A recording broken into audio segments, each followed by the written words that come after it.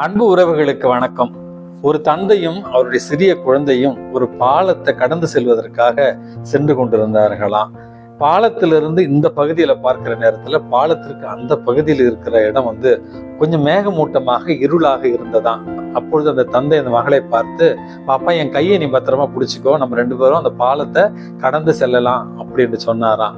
அந்த குழந்தை அவங்க அப்பாவை பார்த்துட்டு, அப்பா நான் உங்க கையை பிடிக்கிறதுக்கு பதிலா நீங்க என் கையை பிடிச்சிக்கங்க அப்படின்னு அந்த குழந்தை சொல்லிச்சான். அப்ப அந்த அப்பா கேட்டாராம், நான் உன் கையை பிடிக்கிறதுக்கும் நீ என் கையை பிடிக்கிறதுக்கும் என்னமா வித்தியாசம் அப்படின்னு கேட்கிற நேரத்துல அந்த குழந்தை சொல்லிச்சான், டாடி நான் உங்க கையை பிடிச்சேன்னா இந்த பாலத்தை கடக்கும் பொழுது அச்சத்திலும் பயத்திலும் நான் உங்கள் கையை விட்டு விடுவதற்கான வாய்ப்பு இருக்கிறது. ஆனால் நீங்கள் என் கையை பிடித்து கொண்டால் எந்த சூழ்நிலையிலும் நீங்கள் என் கையை விடமாட்டீர்கள் என்று எனக்கு தெரியும். அதனால தான் நீங்க என் கையை பிடிச்சிக்கங்க, நான் பாதுகாப்பாக உணர்வேன் அப்படி என்று அந்த குழந்தை சொல்லிச்சான். ஆண்மை மிக்கவர்களே, கையை என்ன ஒன்னே தூக்கிக்கிட்டு போறேன்னு தந்தை அந்த குழந்தையை தூக்கி கொண்டு அந்த பாலத்தை கடந்தாராம். நம்முடைய வாழ்க்கையில கூட இப்படிதாங்க.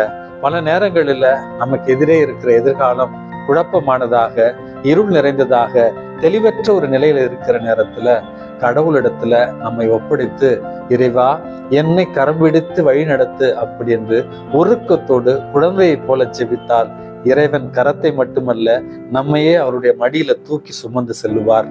இந்த நாள் உங்களுக்கு இனிய நாளாகட்டும். வணக்கம்.